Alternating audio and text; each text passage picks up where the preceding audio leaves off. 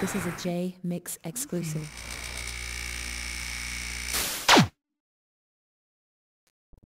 Hello all, it's J-Mix here, and I'd like to welcome all my YouTube subs and viewers to part 3 of my exclusive interview with Nanci Fletcher. You may remember Nanci Fletcher from her appearances on Doggy Style, her work with Dr. Dre, and her voice on Tupac albums. So without any further ado, here's part 3 with Nanci Fletcher. Did Dre ever express his dissatisfaction with the label to you in those earlier days before Tupac came to the label? Well, Dre always knew, Dre was always the type that wanted to, like I said, he was always concerned with the music.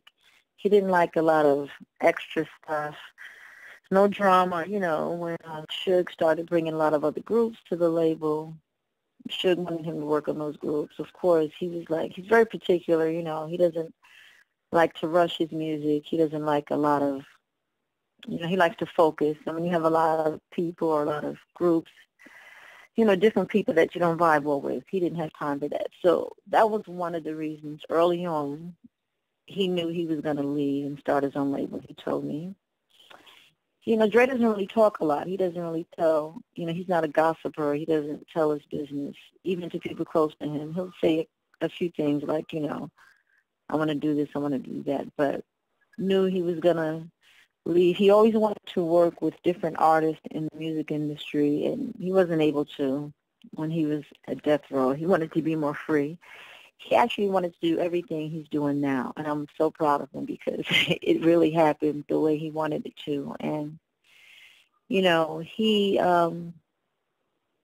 just really private, so he doesn't talk a lot, and he just does it, the next thing you know, he's out, you're like, one day his number is this number, the next day it's disconnected and he's out, and he tells the people that he wants to tell, he lets them know, and he doesn't really talk about different situations. So, he was unhappy with a few things, Sometimes even the artists that were there, he wanted people to work a little harder, be more focused, A lot of people, smoking weed, whatever, getting high, whatever.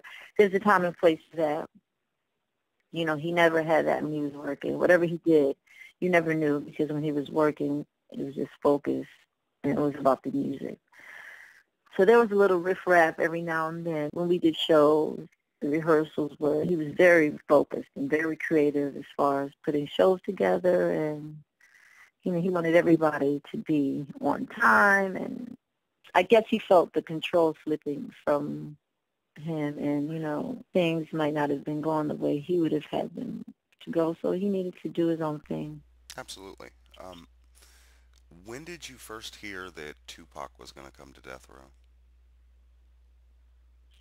Well, let me see. I think, it's such a blur, but I just know the first time I met him was at the California Love video shoot when Dre introduced me to him. I think I knew he was coming. I don't know, so much was going on then. This was at the very end when Dre was really leaving, and things weren't so good, Things weren't so good, and we were always at Dre's house, and, I just met him at the video shoot. He was really nice, Tupac, and when I first met him, he was just like, oh, I want you to come sing on my stuff. He said, finish the album, I'm doing the mixing, but you can come in on the mix, and, I want you to sing. And I was like, okay. And then he called me really quickly, and Johnny J and him, they would call me so often for the next few weeks. And I did like 8 songs with him. It was great.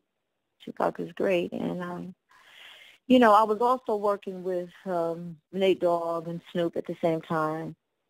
But there was like a thing where, Suge had started to get kind of like, everybody they were mad at Dre because this is when Dre had really kind of was leaving, and they would take things out on Dre's people. Anybody Dre liked, they had a problem. It might have been a problem. So I was kind of nervous about going up there sometime, but Snoop and Nate Dogg assured me that they would protect me, that, because they weren't even sure. I remember Nate said, he said, you know what, he said he was carrying a gun because he wasn't sure.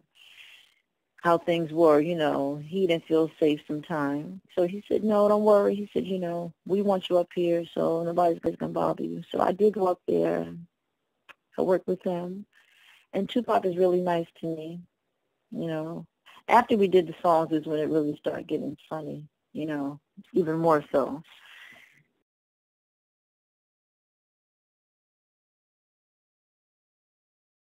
This is a J Mix exclusive.